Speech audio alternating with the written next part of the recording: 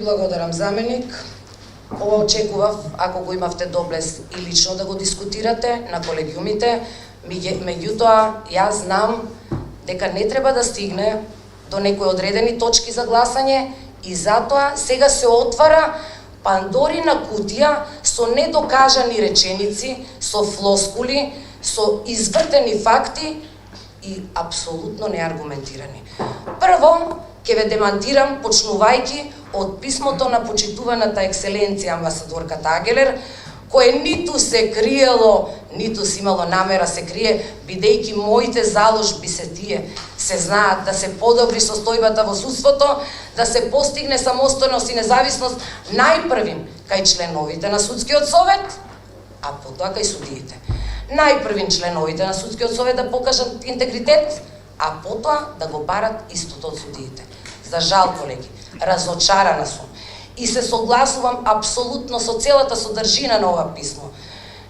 Бидејќи некако како судскиот совет да влегува во амбис, како да се сака да се растури тело во кое што, еве, видно и од сите гласања, не само сега и предходно, членовите се поделени во смисла на гласањето и тоа некому за жал не одговара. Бидејќи имаме избори на суди, имаме разрешувања, имаме контроли по судови. Но како и тоа, јас сите денешни критики ќе ги прифатам и нема да ги спорам мислите. Секој имате право да кажете и паушални, и рекла казала муабети, и кој изнесува информации во јавноста. Да се наврата на писмото. Тоа писмо е стигнато на 11 во 3 часот. Веќе сум на одмор наредната ден. На 17 е веќе и тоа го имат службите. Официјално имам одмор и вие ме заменувавте. Зошто на 11 стигнато, колега, писмо, вие која ме заменувавте, која бев на годишен одмор, не го презентиравте тоа пред колегите? Тоа ќе го прашам. Но на крај, како и да е. Значи, 17 беше неработен ден, 18 седница. Последен колегиум наш одржан на судски совет, ова не да се правдам. Немам намера да се правдам. Меѓутоа морам да кажам, бидејќи апсолутно стоам позади сите наводи и укажувања од страна на меѓународната заедница дека не сме на прав пат и се длабоко разочарани од нас. И тоа е факт. И тоа мора сите да го признаеме. Без оглед дали има писмо или нема писмо. Сакам да кажам дека последниот колегиум беше на 11.4.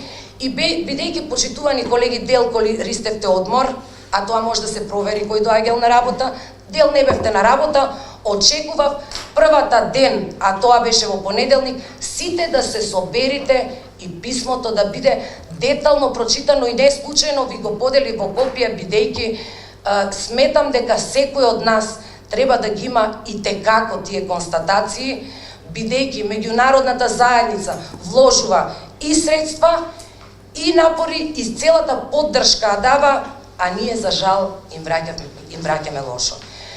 Затоа овој председател, предпоставувам, не одговара, бидејќи овој председател нема да подлегне под влијание, нема да подлегне под притисоци, ќе се бори против корупција, ќе се бори да бидат разрешени нечесни суди и ќе се бори да бидат избрани најдобрите суди. И јас затоа ви реков, можеби денеска се криете позади оваа причина, колега, но ве уверувам дека и да си одам, и да изгласате моje разрешување, ако има законски основ, нормално, ако предвидел законот, таква одредба, ќе си одам, но со гордо окрената глава, бидејќи за овие 4 месеци сакате да признаете или не. Тоа вие го знаете. Го знаат и другите отсутни членови. Сакате да признаете или не, за 3-4 месеци овој судски совет се отвори за јавноста. Овиот судски совет има исклучително добра соработка со меѓународна заедница, бидејќи веќе и во тек се неколку проекти, и таа поддршка е несебична, ни помагаат, но ние, ако не сакаме да одиме по европскиот пат, може да останеме под патот на заборав и на вистина, колеги, јас не знам и што би се случило понатаму со судски совет, бидејќи дури јас председавам со овој судски совет и дури сум јас член на овој судски совет. Кај мене влијание нема за ниту една одлука да има и нема да го дозволам тоа. Знам ќе го спорите ова, морам јасно и гласно да го кажам, не се плашам. ниту од притисоци, ниту од закани и повторно останувам на моето по цена да си одам. Но колега, за да се бара мое разрешување, а тоа е целта, бидејќи следуваат точки, колеги. Следуваат точки понатаму, имаме сензитивни точки. Ако е ова е крајот, најпрвен ве укажувам на сите колеги дека треба да утврдите моја одговорност врз основа на факти и докази, а потоа да го наведете законскиот основ поради кој ми го одзимате мојот мандат, а не личните ваши желби или желби на ваши блиски луѓе. Ви благодарам. Повелете.